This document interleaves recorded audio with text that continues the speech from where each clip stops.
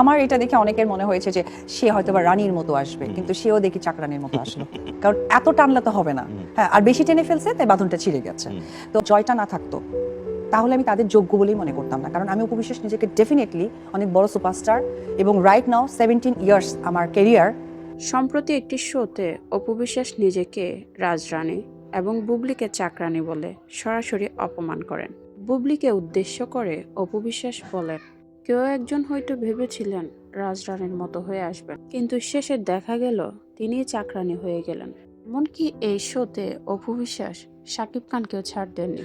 শাকিব খানকে উদ্দেশ্য করে তিনি বলেন, যদি আব্রাহাম আমার ছেলে না থাকতো তাহলে এই যে বিষয়গুলো ঘটছে সেগুলো আমি বিন্দুমাত্র পাত্তা দিতাম না। কারণ অপু বিশ্বাস একজন সুপারস্টারের কাছে এসব খুবই নগণ্য। এক প্রকার নিজের প্রতি গরিমা রেখে অপু বিশ্বাস যেভাবে শাকিব খান এবং বুবলিকে অপমান করলেন তা সত্যি চোখে লাগার মতো ছিল। শাকিব খানের পরিবার বুবলি এবং শাকিব খানকে সরাসরি অপমান করতে দেখা যায় এই শোতে। তিনি যে আবারও শাকিব খান এবং তার পরিবারের উপর খেপেছেন তা বেশ ভালোই বোঝা যাচ্ছে। আর বুবলিকে তো তিনি আজীবন এমন তুচ্ছ তাচ্ছিল্য করে কথা বলেনি, তাই এ আর নতুন কি। তবে এই শোতে অপু বিশ্বাস নির্দিষ্টভাবে বুবলিকে অপমান করেননি। বুবলির সাথে সাথে শাকিব খান এবং তার পরিবারকেও অনেকভাবেই অপমান করতে দেখা যায় অপু বিশ্বাসকে। বুবলির সাথে সম্পর্ক নষ্ট হওয়ার পর অপু বিশ্বাস হয়তো ভেবেছিলেন শাকিব খান আবারও তাকে নিজের ঘরের বউ হিসেবে স্থান দিবেন নিজের বাড়িতে, কিন্তু সেসবের আর কিছুই হলো না।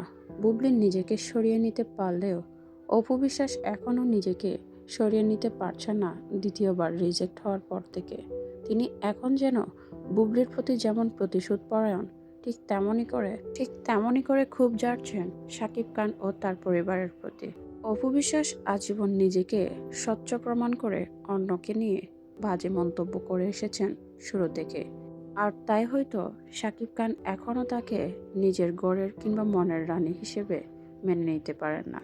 আর বুবলির ক্ষেত্রে বিষয়টা ঠিক কী হয়েছে সে সম্পর্কে কোনো ধারণাই আমাদের নেই। তবে বুবলির সাথে শাকিব খানের রহস্যটাও অনেকের অজানা, যার কারণে অপু বিশ্বাসকে দায়ী করা হয় শাকিব খানের সাথে বুবলির সম্পর্কের ভাঙনের পেছনে। কিন্তু শাকিব খানের সাথে বুবলির সম্পর্ক আদৌ ছিল কিনা সেটা নিয়েও অনেকে সন্দেহ প্রকাশ করেন। কারণ শাকিব খান যখন থেকে বুবলি তার সন্তান নিয়ে সামনে এসেছেন তখন থেকে তাদের মধ্যে ভাঙনের সুর শোনা যাচ্ছিল। অন্যদিকে অপু বিশ্বাস এক ধরনের কনফিউশন তৈরি করেছিলেন শাকিব খানের সাথে নতুন করে সংসার করা নিয়ে। দুজনে একসাথে ঘুরে বেড়ানো, শ্বশুর বাড়ির গল্প, সবকিছু মিলিয়ে বুবলির সাথে সম্পর্কের ভাঙনের অনেকটাই ইঙ্গিত নিজেই দিয়েছিলেন অপু বিশ্বাস। তবে তার সবকিছুও যেন মিথ্যে প্রমাণ করে দিল শাকিব খান। তার সব চাল চাতুরি যেন এক নিমিষে শেষ হয়ে গিয়েছিল সে সময়।